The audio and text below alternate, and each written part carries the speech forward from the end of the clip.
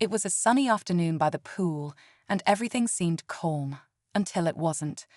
A woman, later dubbed Karen by onlookers, noticed a black man enjoying the luxury amenities nearby. Her assumptions about him led to an encounter no one saw coming. Karen, visibly annoyed, decided to confront him, questioning his presence with accusations dripping in prejudice. Little did she know, the man was no stranger to this high-end environment. In fact, he was the CEO of the very company that owned the property. The poolside crowd began to grow silent, sensing tension in the air. Karen's words grew louder, her entitlement on full display, while the man remained calm and composed. But what happened next wasn't just about proving a point. It was a moment that left everyone speechless, and Karen herself rethinking everything. You won't believe how this shocking confrontation unfolds. Stay tuned. As the crowd by the pool watched, whispers began to circulate. Karen's voice carried across the patio as she insisted the man didn't belong there. "You probably snuck in," she said, her tone laced with condescension. The man, dressed casually in a button-up shirt and sunglasses, maintained his composure, his calm demeanor contrasting sharply with her escalating anger. Some people in the crowd began pulling out their phones, recording the scene, unsure of how this would play out. Meanwhile, Karen continued, doubling down on her assumptions. "People like you don't just get to walk in here," she said, glancing at his seat near the pool as if it were reserved for someone else. The man finally removed his sunglasses, meeting her glare with a steady gaze. "And who, exactly, do you think I am?" he asked, his voice steady but firm. The question hung in the air, leaving everyone in suspense. Karen crossed her arms, scoffing at his question. "Oh, please," he said, rolling her eyes. "I know exactly what you are, a liar trying to take advantage of a place you clearly can't afford."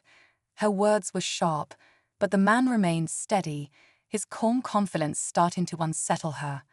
Nearby, a few guests shifted uncomfortably, unsure whether to intervene. Some whispered among themselves, recognizing him, but choosing to stay quiet, curious to see how things would unfold.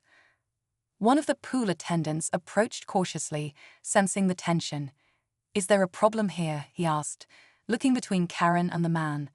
Karen jumped at the opportunity to gain support. "Yes, this man is trespassing. You should call security," she demanded, her voice shrill. The attendant hesitated, glancing at the man, who gave him a knowing look. "You might want to check again," the man said calmly. His words carried weight, hinting at something Karen hadn't anticipated. The pool attendant looked uneasy, unsure of how to proceed. Karen, however, took his hesitation as a sign of agreement and pressed on. "See, even he knows something's not right.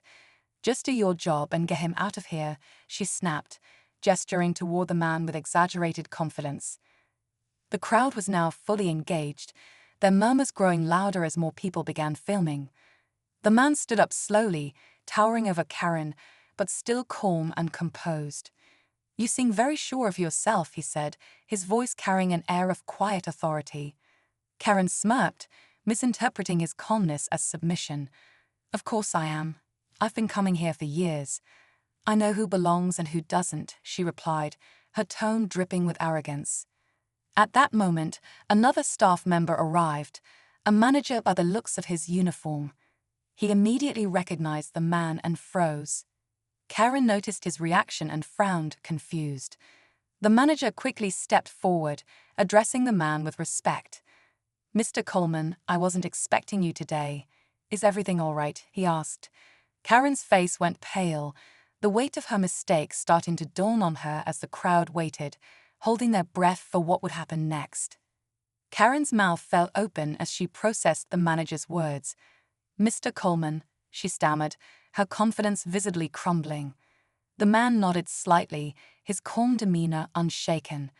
"Yes, as I was trying to explain earlier, I'm not just a guest here. I'm the CEO of the company that owns this property."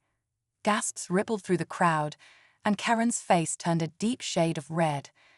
Before she could muster a response, the manager turned to her, his expression now stern. "Is there a problem here?" he asked, his tone making it clear that he already suspected the answer. Karen stuttered. I didn't know. I mean, he didn't look like. But she caught herself, realizing she was about to make things worse. The crowd's murmurs grew louder, some people shaking their heads in disapproval. But just as it seemed Karen had fully backed herself into a corner, she surprised everyone. I am sorry, she said, her voice trembling. For a brief moment, it seemed like the tension might ease. But then Mr. Coleman stepped forward, his voice calm yet firm. You're not apologizing because you understand what you did wrong, he said, locking eyes with her. You're apologizing because you got caught. The crowd fell silent again, the weight of his words lingering in the air. Then, breaking the tension, Mr. Coleman added, but maybe it's time you learned something. Everyone leaned in, wondering what he meant and what would happen next. Karen stood frozen, her face a mixture of embarrassment and confusion. Mr. Coleman's words hung in the air, and the crowd waited in tense silence to see what would happen next. He gestured toward the manager, who nodded and stepped aside, giving Mr. Coleman the floor. Turning back to Karen, he said, "Let me show you something." He reached into his bag and pulled out a file, flipping it open to reveal blueprints and documents with the company's logo. "This property isn't just a luxury resort. It's a place I built to make everyone feel welcome. Something you clearly don't understand," he said firmly. Karen looked down, avoiding eye contact, as murmurs of approval rippled through the crowd. But just when it seemed the lesson was over, Mr. Coleman handed Karen the file. "Inside, you'll find a donation form for the community outreach program we run here. If you truly want to make amends, here's your chance to give back," he said. Karen hesitated, her hands trembling as she took the papers. The twist came when the manager spoke up. "By the way, Mr. Coleman, security just informed me they reviewed the footage. Karen's actually been sneaking in herself, using a friend's guest pass," he revealed. The crowd erupted in shock. Karen's face turned white as Mr. Coleman raised an eyebrow. "Interesting," he said, his tone sharp but calm. "I guess it's time for you to leave."